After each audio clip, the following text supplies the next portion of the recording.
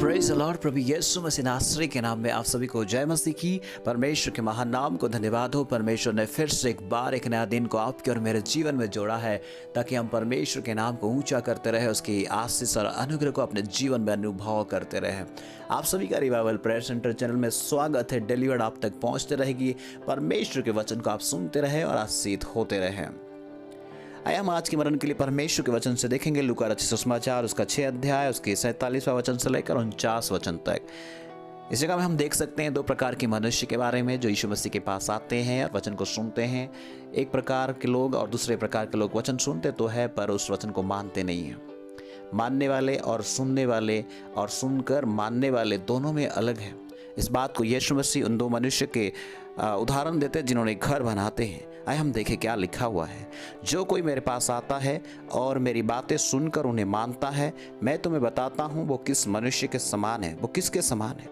वो उस मनुष्य के समान है जिसने घर बनाते समय भूमि पर गहरी खोद कर चट्टान पर नींव डाली, और जब बाढ़ आई तो घर धारा उस घर पर लगी, परंतु उसे हिला ना सकी क्योंकि वो पक्का बना हुआ था।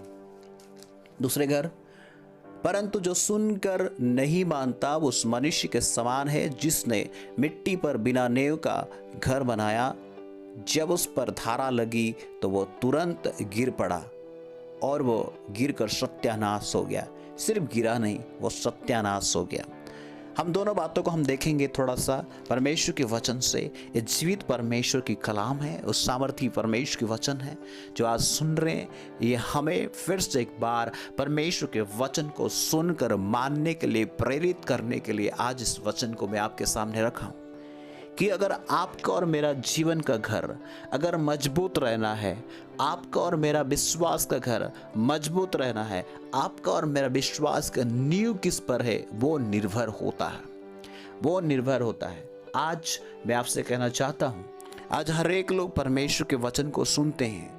बहुत सारे लोग यीशु मसीह के पास आते हैं, वचन को सुनते हैं, पर उनका नींव कहीं और होता है, उनकी बेस कहीं और होता है। शायद नॉलेज के अनुसार जो बताते हैं पास्टर्स, प्रीचर, चर्च लोग, उन पर भी कई बार कई लोग की विश्वास की नींव होती है ज्ञान के अनुसार बताने के कारण से। परमेश्वर के वचन में सामर्थ है। परमेश्वर के वचन में स्थिर रहने के बारे में हम देख सकते हैं। इस जगह पर जो पहला मनुष्य इसके बारे में देखेंगे वो उस मनुष्य के समान है जिसने घर बनाते समय भूमि पर गहरी खोद कर चट्टान पर नींव डाली। दो बातें उसने किया। पहला है परमेश्वर के वचन को उसने सुना और उसको माना उसने। और मानने का ऐसा है कि भूमि पर गहरा गड्ढा खोदने जैसा है, और गहरा गड्ढा खोदने के लिए मेहनत की आवश्यकता होती है और ताकत की आवश्यकता होती है। अपने जीवन की बहुत सारी चीज़ों की सैक्रिफाइस करने की आवश्यकता होती है।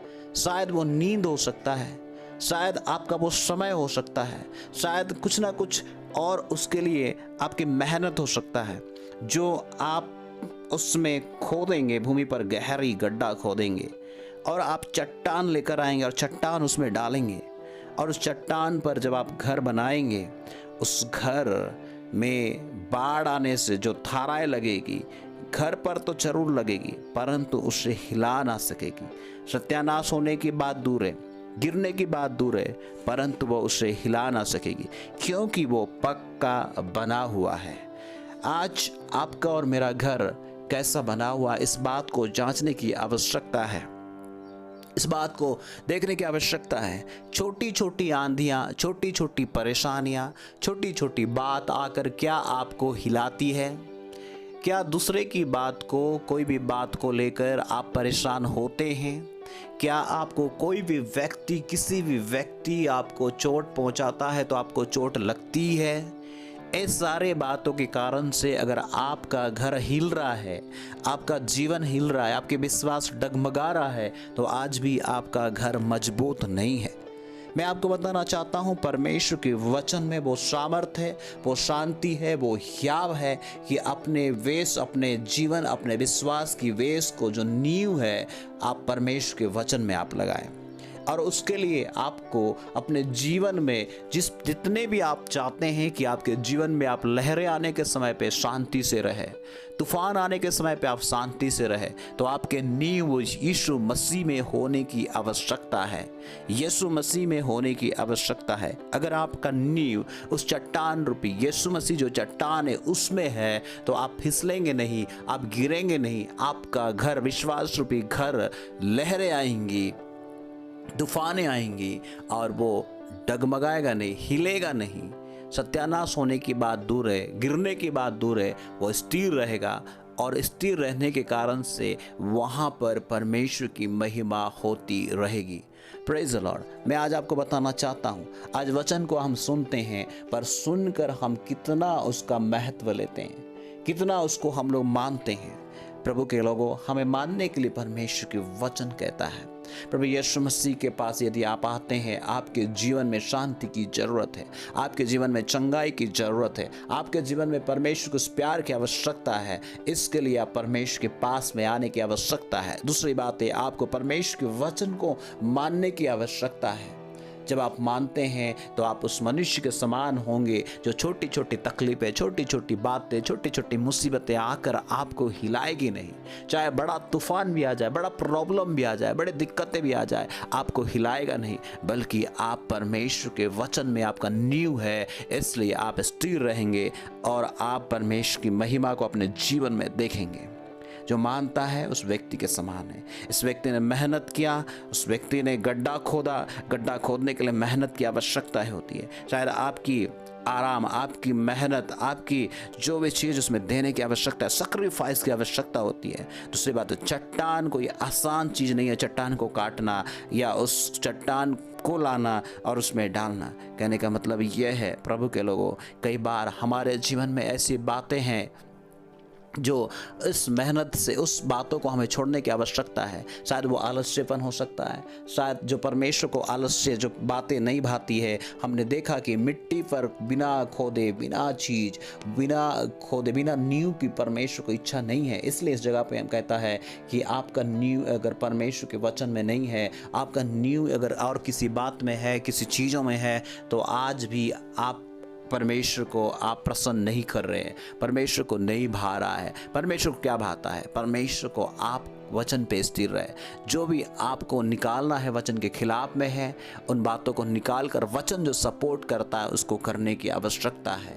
कि अगर हमें खोदना है, अपने जो भी चीज़ खोद कर और गहराई में गहरा खोदना है, तो उसको मेहनत करना है। अपने जीवन से उन चीज़ों को जो निकालने की आवश्यकता है, पवित्र आत्मा को बोलना है कि पवित्र आत्मा मेरे जीवन में तो उन सारे बातों को निकाल दे, जो चीज़ परमेश्वर को पसंद नहीं है, मेरे जीवन की हर एक उन बातों को निकाल दे। जब आप निकाल देते हैं मेहनत के साथ में, मेहनत का मतलब है कि आप मेहनत से परमेश्वर के अनुग्रह को प्राप्त नहीं कर सकते हैं। सिर्फ अनुग्रह के द्वारा मिलता है, उसकी दया के कारण से मिलता है। और उसकी दया को आप सोते हुए या आलस्य के कारण से आप नहीं खो सकते हैं। आपको अगर उस दया, उसकी अनुग्रह में बढ़ना है तो अपने आप को उस वचन में स्थिर करने की आवश्यकता होती है। अगर आपके जीवन में कुछ तकलीफें, जिस प्रकार से गड्ढा खोदने के लिए तकलीफें हो सकता है, तो आपको अगर तकलीफें होना है तो होने दीजिए, क्योंकि कहीं ऐसा चीज़ होगा जो आपके जीवन में परमेश्वर को प्रसन्न नहीं करने वाली होगा, परमेश्वर को नहीं भाने वाली बातें होंगी आपके मुंह से, स्वभाव से, आदतों से। तो उन चीज़ों को निकालेंगे तो उस समय पर तकलीफ हो सकता है। जब आप उस गड्ढे बन जाएंगे, उस गड्ढा जब तक नहीं बनेगा आप चट्टान नहीं डाल सकते। अगर आपको चट्टान डालना है तो उसको गड्ढा करना पड़ेगा। आपको अपने जीवन से उन स्वभाव को, उन आदतों को, उन सारे चीज़ों को आपको निकालना पड़ेगा पवित्र आत्मा की मदद से। तब जाकर आप उस चट्टान में, उस वचन को आपके हृदय पे आएंगे, यीशु मसीह आएंगे, आप उस चट्टान में अपने घर, विश्वास रूपी घर को बनाएंगे। तब जाकर आपके जीवन में कोई भी तकलीफ आए, कोई भी बातें आए, बहुत सारे तकलीफ और परेशानी आने के बावजूद भी आप उस चट्टान पे आपका विश्वास रूपी घर बना रहेगा और आपको हिला भी नहीं पाएगी। पर दूसरे प्रकार के लोग वचन को सुनते तो है बड़ी उतावली के साथ में और घर को बनाते हैं, जल्दी बन जाए, गड्ढा नहीं खोदना चाहते हैं, वो सैक्रिफाइस करना नहीं चाहते हैं, अपने जीवन से उन बातों को निकालना नहीं चाहते हैं, पर उसी में यीशु मसीह को, उसी में विश्वास के साथ में चलना चाहते हैं। आपका नींव यदि वचन में नहीं है, आपका नींव अगर प्रभु यीशु मसीह में नहीं है, कोई ज्ञान की बातों में है, कोई टीचर्स, कोई पास्टर्स, कोई भी प्रकार के लोगों की बातों में है, तो आज भी आपका नींव मजबूत नहीं है। लहरें आएंगी और लहरें आने से, धाराएं लगेगी आपके घर पे, विश्वास टूट जाएगा और आप उस समय पे बोलेंगे उसके कारण से मैं ऐसा हुआ, इसके कारण से मैं ऐसा हुआ, पहले मेरा विश्वास अच्छा था, मेरा ऐसा था करके आप एक्सक्यूज़ बताएंगे।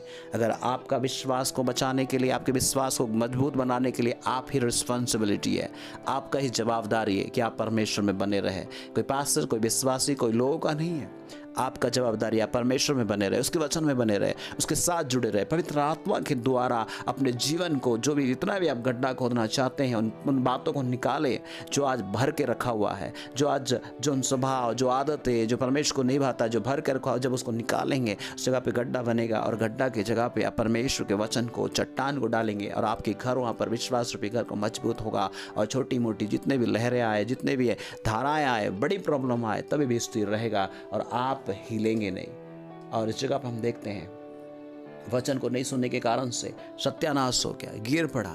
आज मैं आपको बताना चाहता हूँ, प्रभु आपको सत्यानाश होने के लिए नहीं चुना है, आपको और मुझे मजबूत होने के लिए चुना है, आपको और मुझे आशीष देने के लिए चुना है। यदि आप के जीवन में परमेश्वर के वचन, उसकी चंगाई, उसकी सामर्थ, उसकी आशीष को पाना चाहते हैं, उसमें जुड़े, अपने जीवन की हर एक उन गलतियों को माने, पश्चाताप करें, परमेश्वर के साथ में बने रहे, प्रभु आपको मजबूत करेगा। कोई धाराएं, कोई लहरें, कोई प्रॉब्लम, कोई मुसीबतें आपको हिला नहीं पाएगी, क्योंकि उस घर में यीशु मसीह की उपस्थिति होगा और आप यीशु मसीह में होंगे। इस बात को याद रखें। जितने भी लोगों ने आज पहली बार सुने, मैं आपसे कहना चाहता हूँ, आप यीशु मसीह को अपने हृदय पे बुलाना चाहते हैं, आप बुलाएं। आपके जीवन की प्रॉब्लम, दिक्कतें, मुसीबतें, कोई भी बातें क्यों ना हो, परमेश्वर दूर करेंगे। वो आपसे प्यार करते हैं, इसलिए परमेश्वर आपके लिए और मेरे लिए प्रभु यीशु मसीह को भेजा ताकि वो आपके लिए और मेरे लिए मारा जाए, गाड़ा जाए और फिर तीसरे दिन जी उठे। आज वो जीवित है, वो आपसे प्यार करता है, उसकी शांति और अनुग्रह आपके जीवन में देना चाहता है। आप उसको अपने हृदय पे बुला लीजिए। आप सुनते आए हैं तो अपना रिश्ता परमेश्वर के साथ में सही रखें। यदि आपके जीवन में कोई ऐसी बातें हैं जिससे आप टूट रहे हैं, परेशान हो रहे हैं, तो अभी भी मजबूत होने की ज़रूरत है। यीशु के पास आए, रिश्ता सही करे, माफ़ी मांगे, पश्चाताप करे, सही हो जाए। वचन को सुनने के लिए प्रभु आप सभी को आशीष दें। आए हम मिल के प्रार्थना करें। धन्यवाद परमेश्वर, हमारी प्रार्थना यह है कि प्रभु जितने भी लोगों ने सुना है तो उन्हें आशीष दें, हमारे विश्वास रूपी घर मजबूत होने पाए। कोई भी लहरें, कोई भी तूफान, कोई भी आंधी, कोई भी प्रॉब्लम, कोई भी समस्याएं, कोई भी ऐसे कारण से हम हिलने वाले नहीं, बल्कि आप में मजबूत रहने के लिए सहायता कर। धन्यवाद परमेश्वर। अगर कोई सुनने वालों में से बीमार है, तकलीफ में, परेशानी में है, यीशु मसीह के नाम में चंगे हो जाए, छुटकारा पाने पाए। प्रभु धन्यवाद हमारी प्रार्थना सुनने के लिए, यीशु मसीह के नाम में मांगते हैं, आमीन। थैंक यू सो मच वचन को सुनने के लिए। यदि आप पहली बार सुन रहे हैं तो सब्सक्राइब करें ताकि परमेश्वर के वचन प्रतिदिन आप तक पहुंचते रहे, सुनकर आप आशीषित होते रहेंगे। यदि अच्छा लगता है तो दूसरे तक भी शेयर करें ताकि वो भी सुनकर आशीषित होने पाए। और भी मैसेज को सुनने के लिए आप इस चैनल में विजिट कर सकते हैं। God bless you. जय मसीह की।